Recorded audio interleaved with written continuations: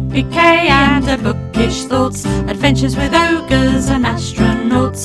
Poppy K and her bookish thoughts. Poppy K, subscribe, like, comment and share.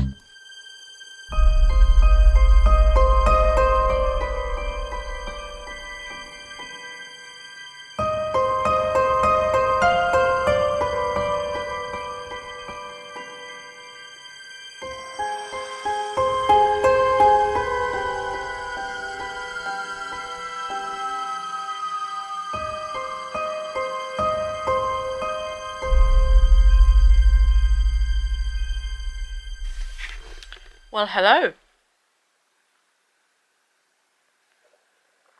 Cheers. I have just finished The Creepers by A.M. Shine. I read The Watchers, as I said earlier on, by A.M. Shine, and The Watchers was okay. It kind of disappointed, but this, I would definitely recommend this over The Watchers. I thoroughly enjoyed it, and I have a little bit of a story time. I was reading, picture it. I was reading and had my headphones on. It was night time. I was in bed. My husband had been downstairs watching something on TV, and I was getting up to a certain point, and at the beginning of the story it says about this thing that's looking through the window, and she looks up and there it is. So I was just getting to that point, and all I see is this, like that. Well, I was that engrossed in the book, I didn't realise that my husband had come upstairs. He did this. Well, I absolutely shit my pants. I said to her, how did you even do that? This book is like the scare one. It's quite scary, and you managed to scare the out of me. So that was quite funny.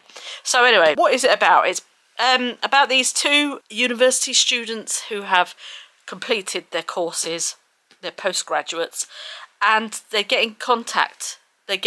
Somebody gets in contact with them and wants them to go and do like a little bit of a report type thing about this particular village. So they go to the village. There's two of them, and it's based in Ireland. And the reason that this village is so tucked away, and it's just like nobody knows really about it, and it's off-grid and all this sort of thing, and all of these people are very secretive, and they do not want to talk to anybody or see anybody or anything like that. They're like, this is where we live, you leave us alone and we'll leave you alone, kind of thing. So they go to this village. They kept being told, oh, you shouldn't have come here, you shouldn't have come here, you shouldn't have come here. And they're like, well, why? And there's this thing called the creeper. I think, does it say it in the front? I don't know if it does say it in the front. Here we go, yes it does. It says, you see him 3 times, you see him 3 times, you see him 3 times. So if you see this creeper 3 times, your numbers, as one of the children says in here, uh-oh. So basically they're in this village trying to find out about this creeper, why the villagers are staying so isolated, and the story goes from there. I don't really want to say much more than that because I don't want to spoil it, because it is a good story. It has all of the things that you'd want from a gothic horror. It's not too scary. There are some bits in it that are quite scary. I mean, it's not too scary if you're reading it on your own and somebody comes up to you and goes, ooh, like that. It is, I would definitely recommend it. I'll read you the blurb on the back. I'll put my glasses on today, because I always forget to do that. It says, when a renowned academic seeks help with a project in a remote Irish village, historical researchers Ben and Chloe are thrilled to be chosen until they arrive. The village is isolated and forgotten. There is no record of its history or its stories. There is no friendliness from the locals, only wary looks and whispers. The villagers lock down their homes at sundown. A nameless fear stalks the streets. Nobody will talk. Nobody except one little girl. Her story strikes dread into the hearts of the newcomers. That night, Ben and Chloe see a sinister figure walking towards them. He is the Creeper. He is the nameless fear in the night. Stories keep him alive, and nothing will keep him away. So, I've finished that. So the next book I'm going to read is... I got this one yesterday from the library. I am going to read Mark Lawrence and The Book That Wouldn't Burn. It's quite a chunky monkey, but I'm gonna give it. I've actually got it on my Kindle as well, so when we go away, because we're going away to Barcelona, I can take it with me if I haven't finished it. It's Thursday now. I think I might be able to finish it, and I might take another book with me, but I'm going to take my Kindle anyway, so I'll be taking a lot of books with me. But I'm going to get down and start reading this. I have attempted to read one of Mark Lawrence's books in the past and wasn't really... Is it The Prince of Thorns? I might try and read that again. I just don't think I was in the right place, and I just don't know, but I'm going to give this a go, and I will keep you updated as I go through.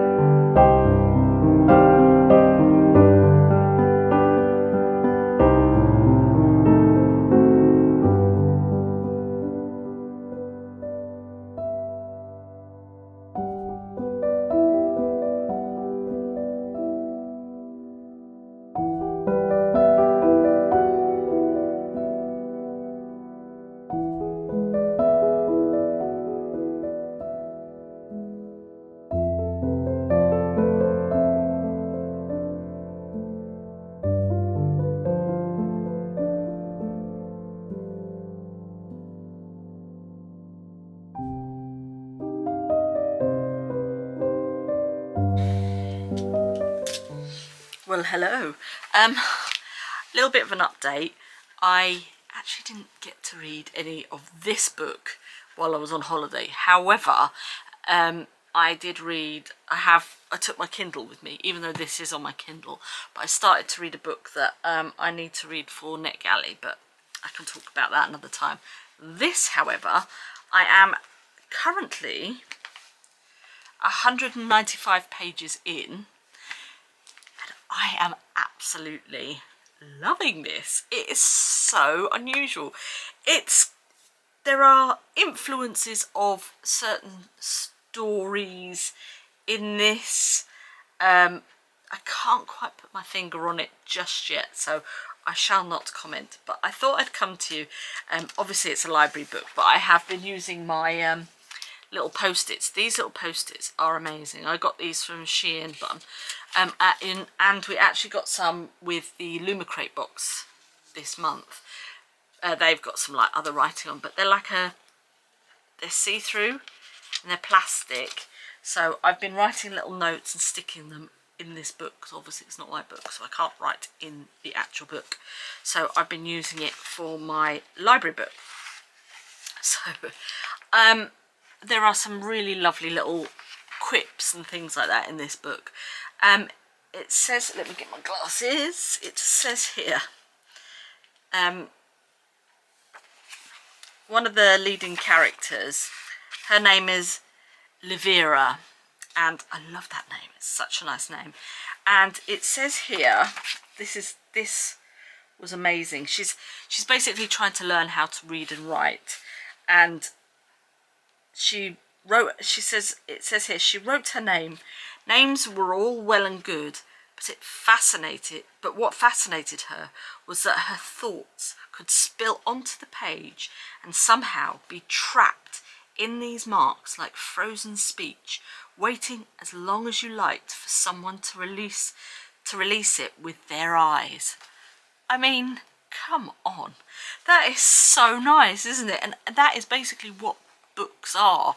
It's what somebody has written, and then I love that. I absolutely love that. And then what else have I?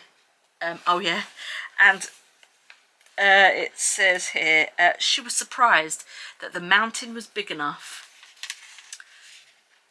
to hold the room.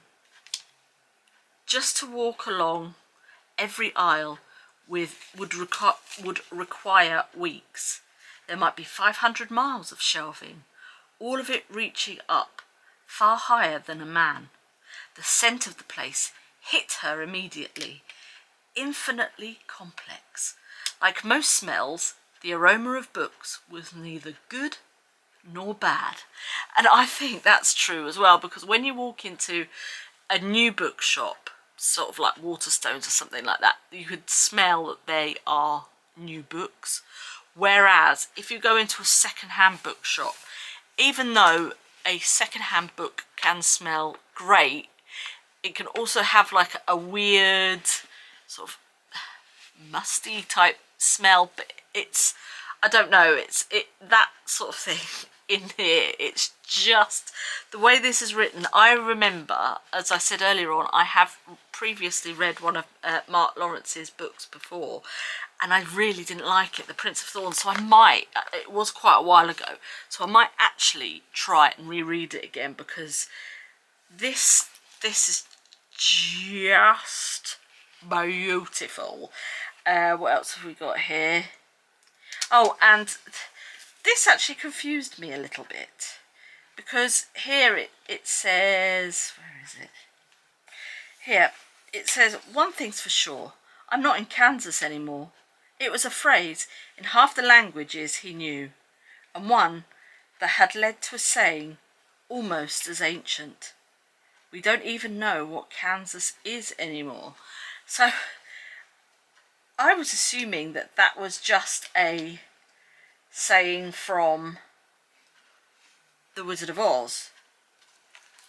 Now, I was assuming this book was set in sort of like a far off ancient time. But I think what the meaning of that is the fact that they are not in a recognisable place anymore. I think that's what that means, but it just sort of confused me a little bit. And then the last thing that I have highlighted here was this was funny, and it says here, "Who are you?" Eva asked. But at that point she noticed her surroundings for the first time and stood, turning in a slow circle, drinking it all in. Eva stood too. Eventually the girl's dark eyes returned to him. "You're very tall." The unexpected observation caught him off balance. "You're quite short." He frowned and tried to get the conversation back on track. That did make me laugh. Because you do look at people sometimes and think, God, you're tall. You know, and then obviously I'm looking up at them and they're looking down at me going, God, you're short.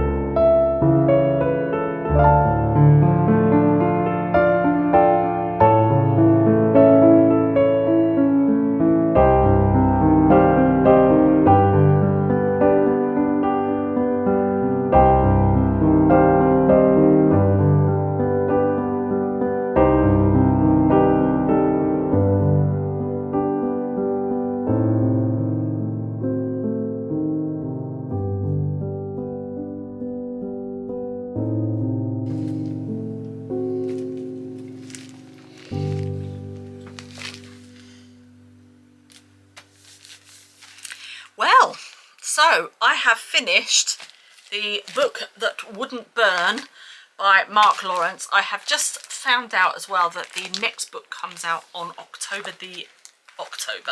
no, not at all October, April the 11th, I believe it's released. So quite excited about that. So what did I think? I've got one more thing to read because I've literally, as I say, just finished it. I've just got one more thing to read. There is just some beautiful, beautiful things written in this book.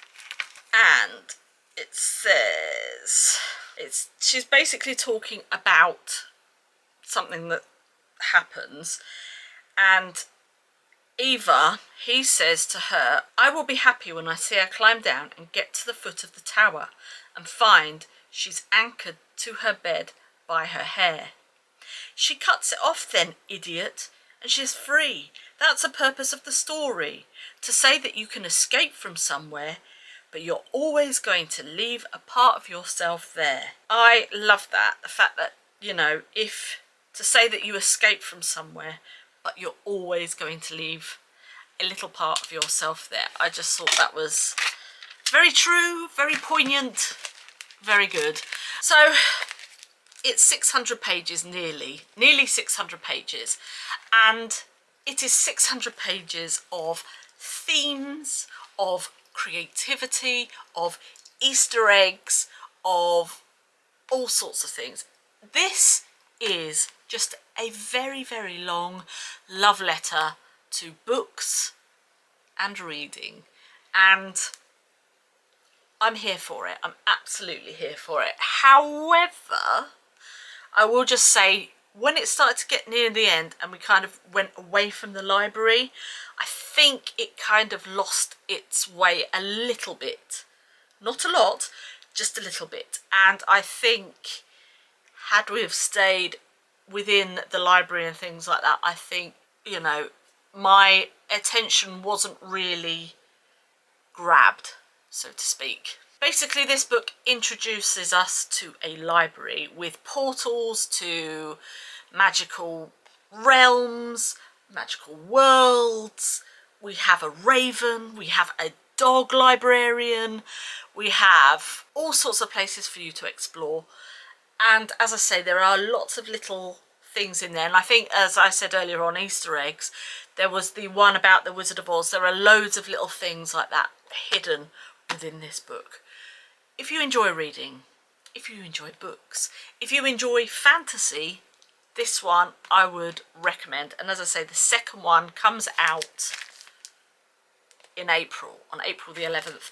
I got this from my library, so I shall be hot-footing it back down to take this back. I don't know if it'll get that in. I don't even know if you could put requests in. I'll have to have a look at that, because our books, we do get some new books, but there are some books that I'm still waiting for that have been out for ages and they haven't got them stocked yet, so I don't know. But I am going to give this a 4.5 stars just because I kind of lost myself a little bit at the end, but the ending is good and it does make you want to carry on reading. I just want to find out what happens to all of these characters anyway, but a great book and thoroughly enjoyed it. So that was the book That Wouldn't Burn by Mark Lawrence, and because of this I probably am going to read the Prince of Thorns trilogy. So I hope you enjoyed that. You got 2 books for the whole week this week. Well, it's been over 2 weeks, but I went on holiday and I actually didn't really read very much. The next book I'm going to read is another library book. It is Threadneedle by Carrie Thomas. I don't really know much about it. I noticed that it was on Scribd, so I went and got the book as well. So this was actually, I think it was in the new, and I don't think this is very new. When was it published? 2021. So it's been out quite a while. That's what I mean. It's nice little map. So that is what I'm reading next week. So I look forward to getting into that. I'm going to stop this now. I'm going to edit this and then I'm going to get straight into that because I'm actually looking forward to it. What does it say? Anna's aunt has always warned her of the dangers of magic and its deadly consequences. She counts down the days to the ceremony that will bind her magic forever. That is until she meets Effie and Attis.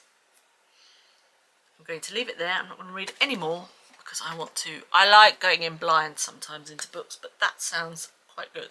So I will see you next week. Thank you so much for watching, and let me know what you've been reading and if you have read either The Creepers, The Watchers, or the book That Wouldn't Burn by Mark Lawrence. I'd love to hear your opinion, and yeah, I will see you on the next one.